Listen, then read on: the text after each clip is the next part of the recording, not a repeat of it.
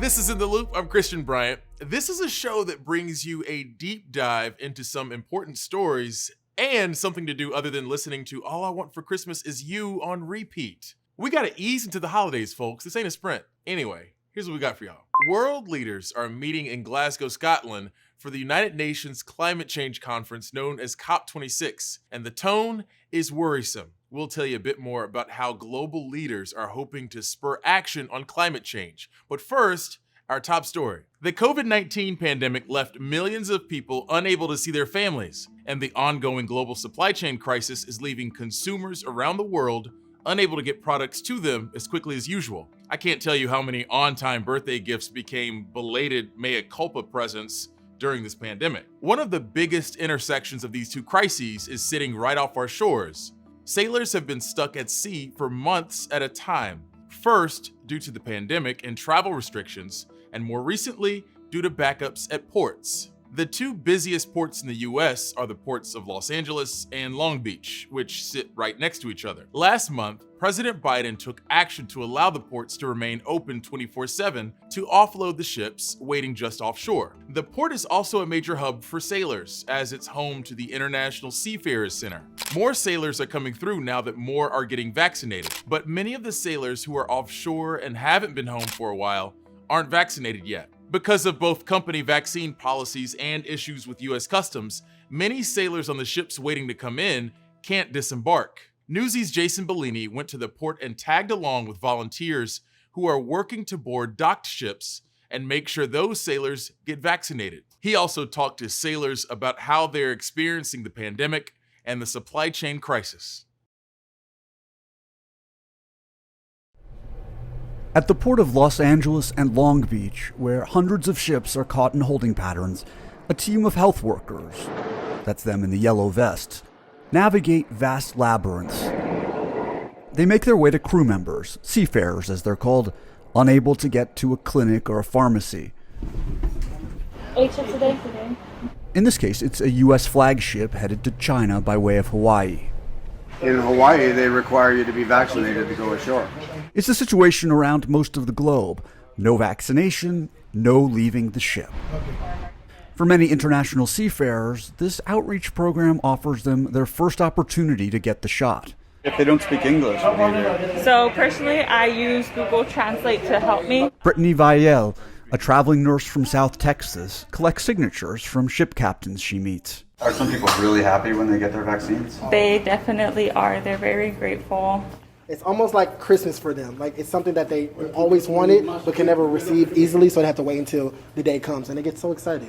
So excited because ports in the U.S. and almost everywhere else in the world bar unvaccinated seafarers from leaving their vessels. We began about the middle to the end of May. We have about 8,270 shots, I believe, at this point. Most of these are going into the arms of people who are from other countries, correct? Correct. Stefan Mueller, a ship inspector with the International Union representing seafarers, Watch out for this one greasy cable. It'll get your right shoulder. says he came up with the vaccination idea and pitched it to the Long Beach Health Department. He's one of the few individuals allowed on board ships to see for himself their working conditions. Captain, thank you. He tells Newsy of the woes of a Filipino crew. They signed on in June of 2020. If you think about that, that's summer of last year. So they've gone through a whole Christmas, New Year cycle, and they're now talking to me because they're concerned that we're coming up on another Christmas. What's it like for these guys when they're on their 16 or 19 months? It's pretty bleak. And if they complain too much, it's a double-edged sword. They get sort of blacklisted or they get labeled as a problem crew person. Do they get into fights when they've been out there that long? I mean, They actually, this crew at the time wasn't. They're all bonding together like prisoners, you know? But that's what happens most of the time. And we had Most of the time? Yeah, well, a lot of the time. They'll start to fight amongst each other.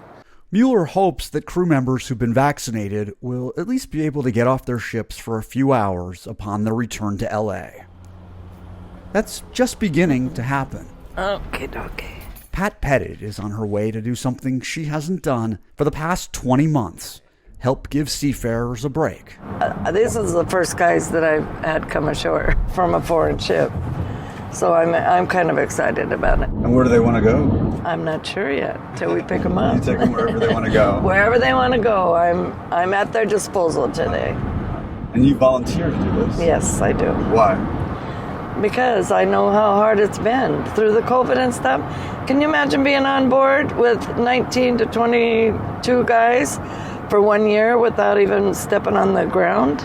The men she's meeting are coming off a container ship named the Baltic North. It arrived from Shanghai. You're my first two.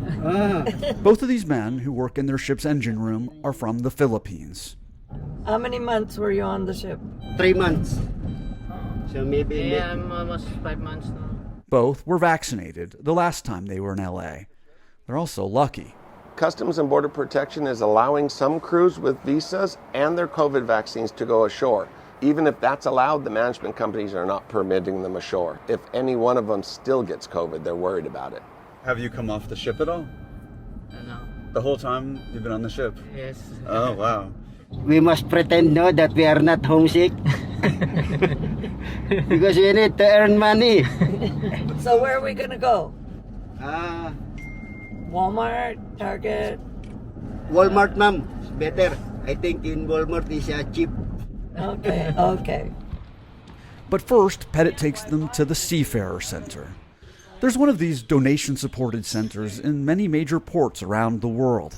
They're just thankful for a place like this to blow off some steam and relax a little bit. Dick McKenna would know. He's a retired U.S. Navy captain who volunteers his time here and serves as the center's president. How is the situation of being a seafarer been affected by this backlog that's forcing ships to wait so long to get a berth? More time at sea. Because of the COVID, while they're in port, they turn right around and they go right back and load up and come on back again. Through the pandemic, this facility has served mainly as living quarters for U.S. seafarers waiting for their ships caught in the backlog. The two Filipino seafarers get their first opportunity in many months to do some shopping for items that perhaps they themselves brought across the ocean. First stop, the candy aisle. Who's that for? For personal use. Personal use, okay. Yeah. Anything else you bought today? He says he needs to find something for his girlfriend back home. Some what? Hair clipper. And hair clippers. Oh yeah, your hair's getting long. They say they hope to come back here when they return to LA from Asia in around a month. Do you like the life of being on the ship? We need this job. You need the job. Yes. We need to like this job. You have to like the job. Yes. In a few hours, they'll be back on the job, hidden from the world that so relies on them to make this possible. Here to talk with us a bit more about that very interesting story is Newsy national correspondent Jason Bellini, somebody who I feel like I listen to when it comes to tech matters, but he's here to show us that he has the range. Jason, first and foremost, we appreciate you being on ITL.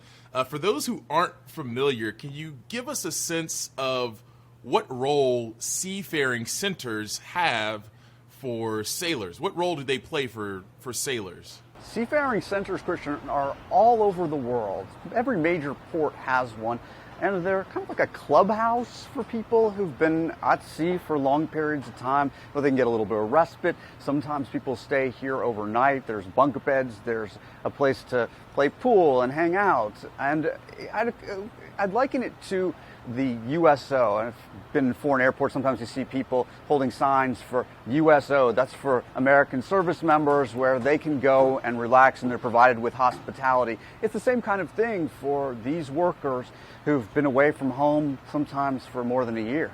So Jason, where are these people coming from? They're coming from China, from India, from the Philippines. We're here at the port of Long Beach, and so most of the cargo that's coming into the U.S. from here is coming from over in Asia. But as you saw in the story, it's very difficult right now for these folks to actually be able to get off of the ships that they've been on for so long in those very tight quarters. I'm glad you mentioned that, because as we've seen with this Seafaring Center, one of the things that they've been doing is making sure that some of these sailors are vaccinated so they can come ashore. I'm curious to know what other sort of pivots has this particular Seafaring Center had to make to better serve sailors during the pandemic? Well, it's been difficult for them because they just don't have the option of going and retrieving sailors from the ship, so they have far fewer people coming in. But now that people have been vaccinated, there are starting to be more people from other countries who are able to come here. But they've been serving now people who are from the United States who are sailors and who go out on ships and providing them accommodation and providing, they have now the room to give them housing so they can save money. So they don't have to spend their money on hotels while they're waiting to get on their ship. And the ships are getting delayed, so they might have to be here for a while just waiting to board. And there are a fair number of U.S. sailors, they go by the name of seafarers, not sailors, but there are a fair number of sailors from the U.S. who go travel abroad as well under American flag ships. One of the things I wanted to follow up with you on, Jason, is this crew from the Philippines that's been out at sea for 16 plus months. One of the things they're trying to do is to get home by Christmas. What's the prospect of them being able to do that? Right now, it's actually looking pretty good, I'm told. They're on their way to China, where they're going to hit 3 ports, and then after that they go to Korea. Now, here's where they may run into a potential hiccup. It's in Korea that they have to take COVID tests. And one thing that has been happening is sometimes these COVID tests, the oral swabs, will give false positives, and if any one of them has COVID or a false positive, forget it, they're not leaving. They're not going to make it home for Christmas. So it really is all contingent upon that. But if they're able to, it looks like they'll be able to make it home for Christmas after missing last year's Christmas and even part of the year before. Very high stakes here. Jason Bellini giving us some information for our nautical edification. Jason, we appreciate it, man. Hope to have you back on ITL again sometime soon. Thanks so much, Christian. All right, we're going to take a quick break, but when you're back, we'll give you a rundown on what's trending on social.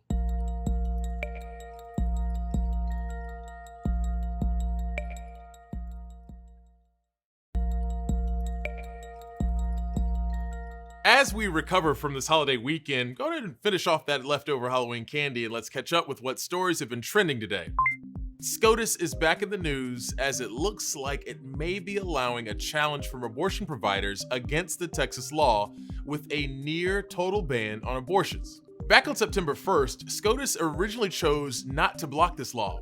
But even then, there were a lot of unresolved arguments, even on the Republican majority, about the procedural legal issues, namely, the fact that the law is designed to let private citizens enforce the abortion ban for a financial reward. For instance, Justice Brett Kavanaugh said the Texas law exploited a loophole to let states enforce unconstitutional laws and wondered if the court should close that loophole. Justice Elena Kagan agreed that the law was written by some geniuses to avoid the principle that states are not to nullify constitutional rights. The Supreme Court is hearing separate challenges by abortion providers to the Texas law and challenges by the Biden administration. So it's clear this legal fight is far from over.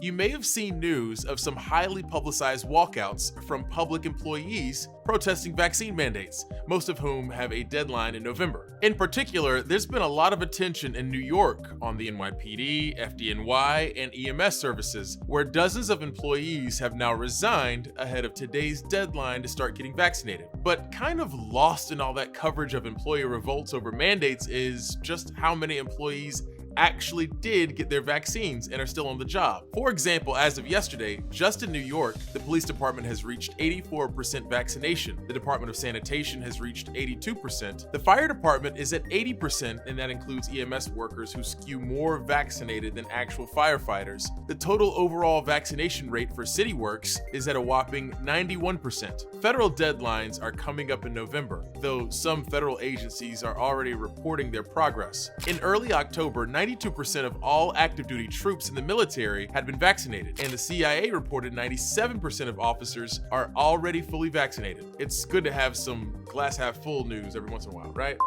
If you liked The Mandalorian and how it didn't center on people named Skywalker or Palpatine, then The Book of Boba Fett might be worth throwing in your queue. Disney Plus dropped the trailer for the upcoming series where the iconic former bounty hunter Boba Fett is seen trying to fill a giant worm-sized power vacuum with respect.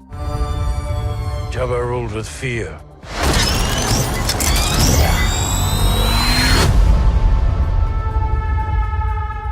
I intend to rule with respect. This spin-off series comes on the heels of The Mandalorian, where we last left Boba, and will feature some returning characters in front of the camera and behind. The Book of Boba Fett drops December 29th on Disney+. Workers across the country are striking over cuts in wages and benefits. A big source of their anger, something called two-tier contracts, which are impacting workers at huge companies like Kellogg, John Deere, and Nabisco. As our partners at the Washington Post show, it's the culmination of long-standing complaints that seem to be finally coming to a head. Worker strikes across the country at companies including Nabisco, Kellogg's, and John Deere reveal long-standing frustrations by employees who say they are undervalued and unfairly compensated by companies making record profits. A common point of contention is the so-called two-tier contract.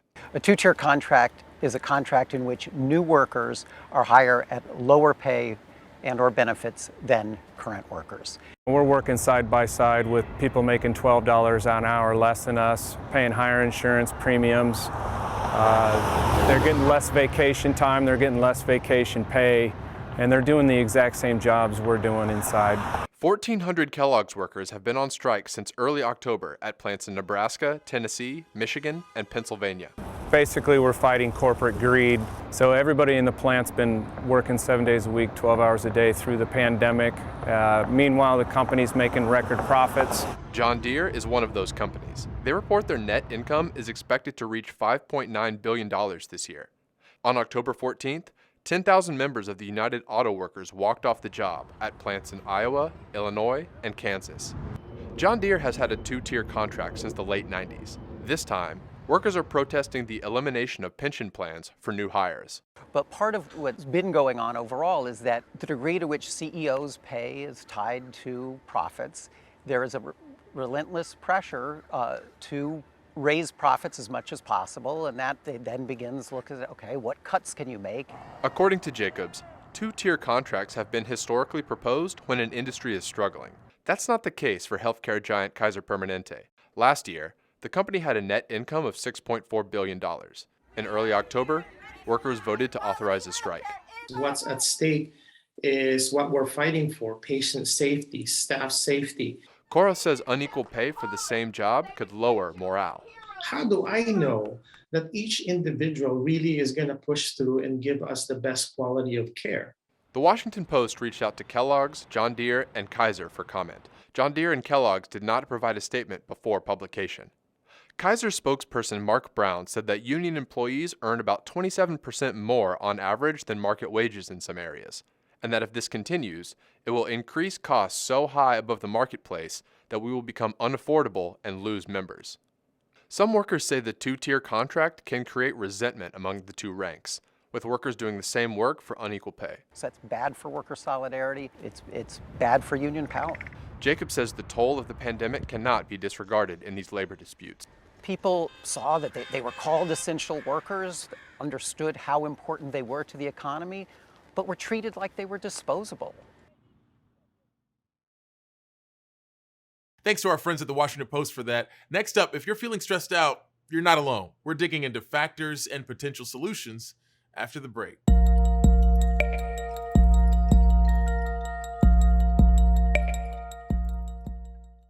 What if the news was different and covered more than one side of the story? Justice wasn't served. So you can make up your own mind. I love this so much. Introducing the new point of view. Yours. Newsy. Watch free 24-hour news. A new survey from the American Psychological Association says 1 in 3 people across the country are stressed, which isn't entirely surprising. We've been through a lot in the past year and a half and still aren't quite sure when things will be back to normal, as they say. It's gotten to the point where it's hard for some people to make basic decisions like what to eat or what to wear. National correspondent Bo Evans dives into the long-term impacts this stress can have on us. Stress due to the pandemic isn't new, but some of the impacts it's having might be. Lots of stress across the country, and in particular, people are reporting that it's hard to make decisions, even daily decisions like what to eat what to wear, as well as feeling it's almost impossible to plan for the future. Dr. Vale Wright is a licensed psychologist and works with the American Psychological Association. The organization's 2021 Stress in America survey shows 1 in 3 Americans say they're so stressed they're having trouble making basic decisions. The number grows to nearly 50% for millennials. Younger adults historically have always reported higher levels of stress and struggling, likely because they're at a period in their life where a lot of the decisions they make matter for their future. But the impacts of the stress of COVID may not be limited to the present. I would be shocked if we don't see long-term effects of COVID in terms of how people behave and in terms of how they situate themselves. So I'm sure that people will talk about how old were you when COVID happened.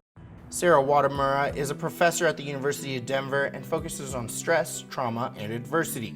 She says, to move forward from the pandemic, we may have to change the way we view the world. You go forward for a while, taking this new information into your existing, what we call schema, so your just existing way of understanding the world. And then you hit a point where it's no longer possible to take new information to your existing schema. You have to change your view, right? You have to change your perspective on things. Basically, trying to make sense of things with a pre-COVID worldview won't help you. Your next round of strategies, which is going to be changing the way you think about your positionality with respect to that set of stressors. So that's going to be things like reframing your perspective. Sarah says that might mean reorganizing your priorities, placing more emphasis on spending time with friends and family, focusing on things you can control and letting go of what you can't, and making your career less of a priority. This reorganization may be contributing to parts of the Great Resignation.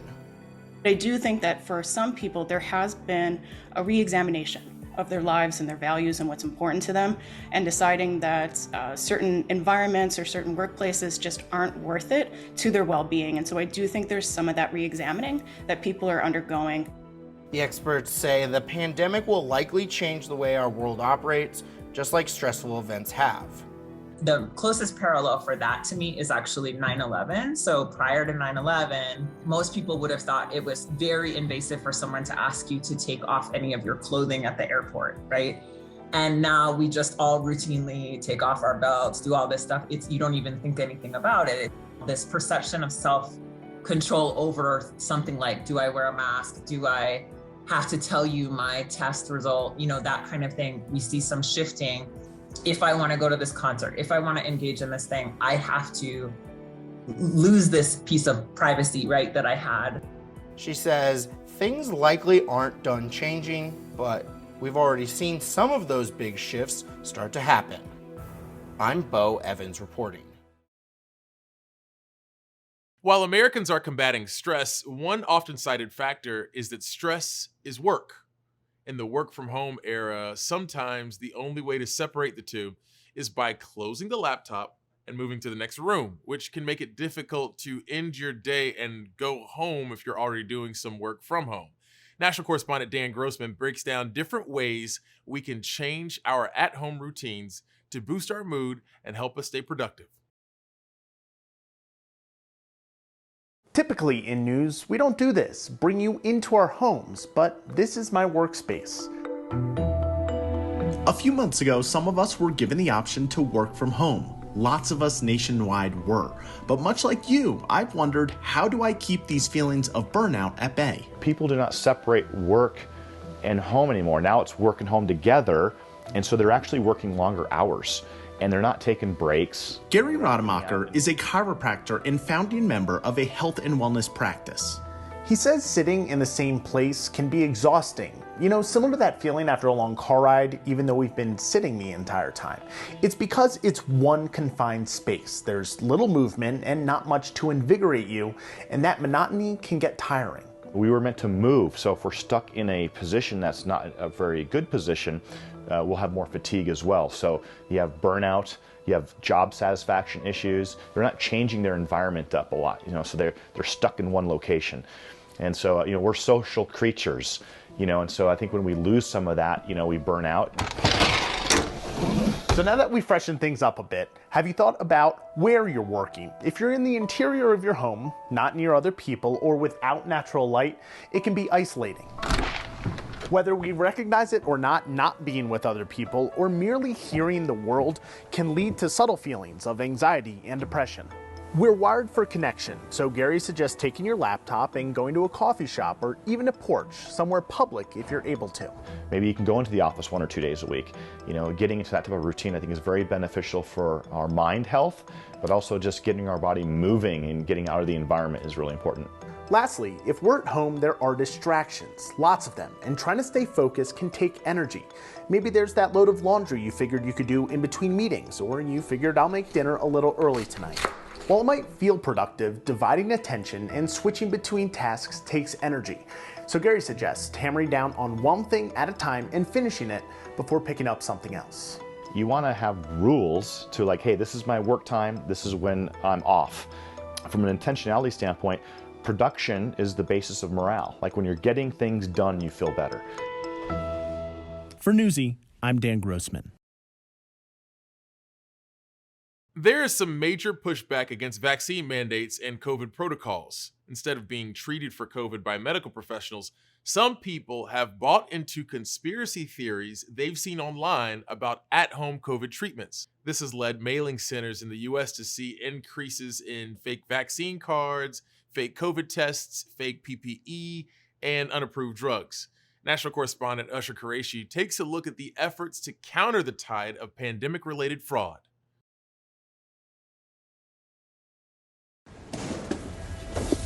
Millions of packages come through 9 international mailing facilities like this around the United States annually. This is a 24-hour operation. Each year, Customs and Border Protection officers inspect and screen tens of millions of them to ensure they comply with state and federal law.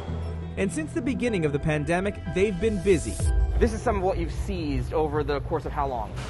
This is over the course of a week, not even a week, probably about 2 or 3 days. Christopher Macco is a supervisory officer with CBP. We were seizing unapproved medications coming from China that were manufactured in clandestine labs. He says his officers have been intercepting everything from fake PPE and COVID-19 testing kits to drugs and phony vaccine cards. We were seeing hundreds and thousands of packages coming from unknown labs, basically, to the consumer in the United States. Between January of last year and the end of July this year, the agency seized nearly 40 million counterfeit face masks, 187,000 FDA-prohibited COVID-19 test kits, and approximately 40,000 tablets of unapproved chloroquine and hydroxychloroquine. This is an open market, an unregulated market, also an illegal market. Ryan Linder is an emerging threats expert with Checkpoint Research. They've been monitoring activity associated with pandemic-related fraud, cyber threats, and illegal commerce, some of it on the dark web. We must increase vaccinations among the unvaccinated with new vaccination requirements. Linder says the day after President Biden announced an emergency vaccine mandate for American workers, online activity spiked. The cost of these illegal cards on these platforms doubled overnight, but more disturbingly, the number of sellers increased by about 10x. Earlier this month, Customs and Border Protection seized 2 consignments destined for Texas that contained counterfeit vaccination cards from China. They also found shipments from China and Mexico headed to Atlanta, St. Louis, and Minnesota that contained the controversial drugs ivermectin and hydroxychloroquine. Linder warns that purchasing these kinds of items not only pose a risk to public health, but to your personal information as well. You have no idea where that personal information ends up, so you may get a fake vaccine card. Your data might be sold on the dark web at great profit to these bad actors. As the public remains sharply divided over vaccine mandates and controversial therapeutics, Linder says as long as people are willing to buy, the illegal imports won't disappear. They want to enjoy their lives and make money and earn a living, but they don't want a vaccine. That population, I think, will be fixed for a very long time, and therefore there will be a demand that's increasing with each one of these mandates. The simple warning to contraband shoppers, he says, buyer beware. I'm Usher Qureshi for Newsy. We took a look at stress and Americans pushing back against COVID guidance. Now we're hopping over to climate change. More on this week's climate conference when you're back.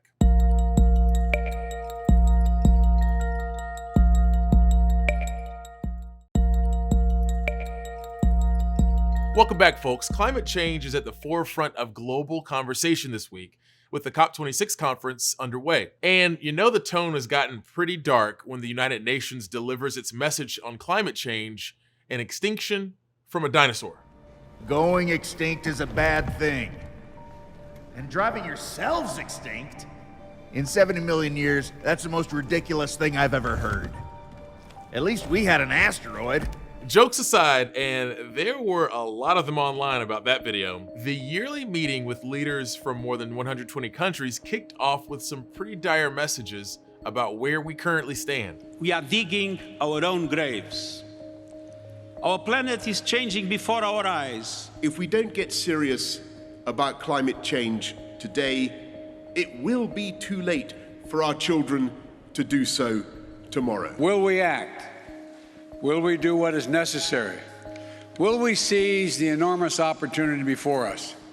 Or will we condemn future generations to suffer? The big picture global goal laid out by the experts is this: keep the Earth from warming 1.5 degrees Celsius beyond pre-industrial levels. Scientists say that's the threshold at which heat waves, powerful storms, and crop failures would threaten to collapse the global ecosystem. Talks like those playing out this week are a good signal that world leaders do agree some action is needed, and fast. This year, for the second year in a row, and only the third time on record, the Atlantic hurricane season exhausted its list of storm names. We've also seen record-breaking wildfires, droughts, and rainfall, with many parts of the world getting slammed with weather extremes they aren't prepared to deal with. One of the most deadly natural disasters of 2021 was flooding in parts of Germany and Belgium back in July. Around 200 people lost their lives, and thousands more were forced from their homes in a region that was thought to be safe from this kind of climate catastrophe. Reporter Lucy Huff shows us how one village in southern Belgium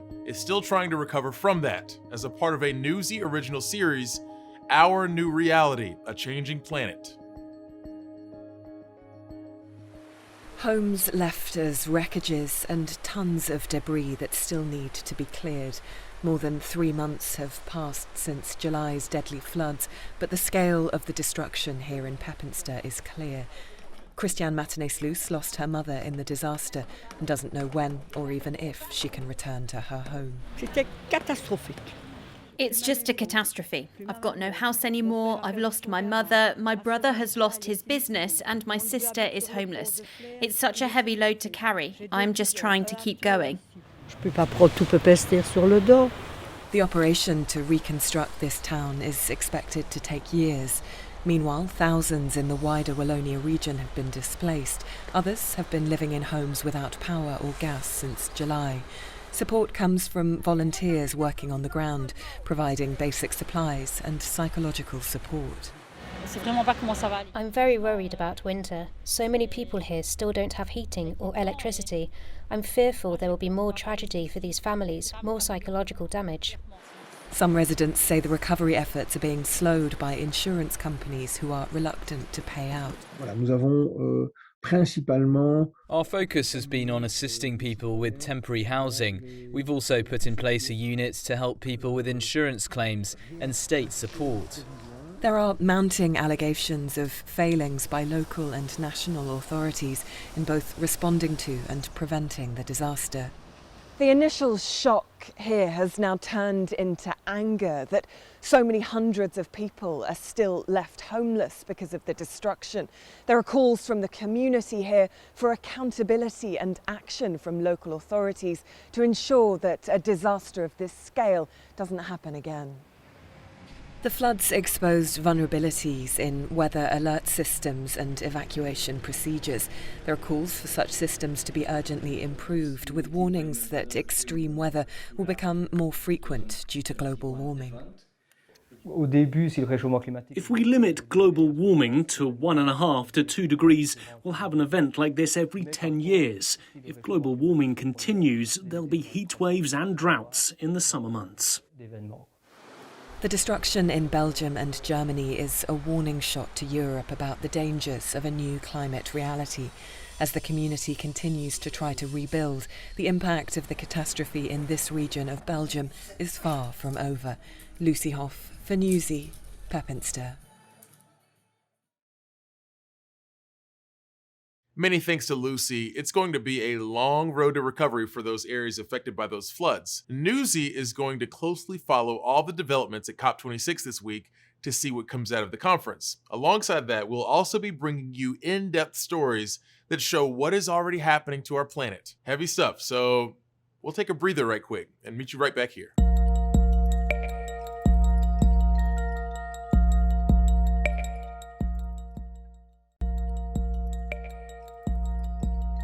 Climate change isn't always about world-shaking weather events. It also has impacts on a smaller scale, and in one case, it's threatening a symbol of American autumn. Recently, pumpkin growers have experienced years that are either too dry or too wet, which can potentially ruin their entire season. National correspondent Chloe Nordquist talks with growers about how this has impacted their businesses and the solutions they're looking at to improve their crops for the future. Should we get a smaller one? People have been bringing their children here for generations.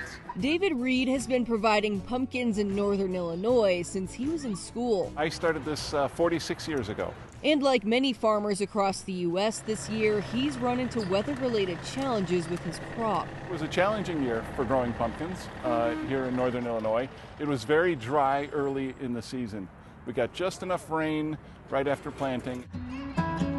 Some years have been very dry, some years have been too wet, and that's the worst for pumpkins. By just a matter of miles, where you grow can make all the difference. The stem is well rooted into the pumpkin. It makes a huge difference. Just a few miles away, you can get a lot of rain or no rain, and that, depending on the timing, can make a big difference on the crop. Just south, Abbey Farms has run into different problems. Last year we had complete crop failure of our pumpkin farm, and that was because we had 2.5 months of rain right at the time of planting, which just doesn't happen. And so we lost all of our crop. The difficulty we ran into this year was the drought. We somehow came out okay. Our pumpkins are lighter than normal. Adam Voren has been here since they started growing pumpkins 13 years ago. He says the yield each year can be drastically different. And there's been a lot of challenges with weather. I think we can say the climate is changing, or extremes are becoming more prevalent. Which can be tough, especially for a state known for pumpkins. Pumpkin is actually a very important part of Illinois' agriculture. In 2020, Illinois produced about 35,000 pounds of pumpkins per acre, a significant drop from 2018 when the state produced 45,000 pounds per acre. A big issue for pumpkin production is weather conditions. And depending on local weather conditions, different areas can have a great year or a hard year. And it's not uncommon to see yields for a state change up to 14,000 pounds. Gregory Astle is with the USDA Economic Research Service. In an average year in the United States, farmers grow about 2 billion pounds of pumpkins. Illinois isn't the only state dealing with extremes. We have a shortage of pumpkins throughout California. I've had to get pumpkins from up in Oregon, which normally those aren't great pumpkins because they get too much rain. Ironically, the drought there is helping their pumpkin yield. Lyra Marble owns Mr. Bones Pumpkin Patch. She says the drought, supply chain problems, and other logistics impacted their business this fall. I've been doing this for over 25 years, and this is the first year that I can't expect what I've always expected. But possible solutions are in the works. If it's going the way it is now, it's going to be very difficult to grow pumpkins in the future in these areas. Alan Walters is a vegetable scientist and professor of horticulture.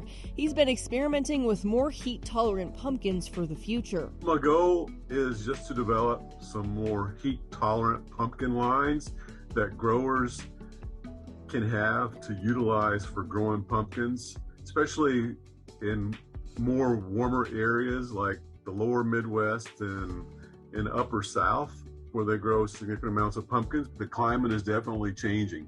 Farms and those of us who are working with natural products, we are definitely some of the people on the front lines of climate change and seeing what's coming to everyone in the world. I'm Chloe Nordquist reporting. If y'all ever wanted to holler at me, just give me a shout on social using the hashtag #NewsyInTheLoop. Compliments, criticisms, bad jokes, I'm open to it all.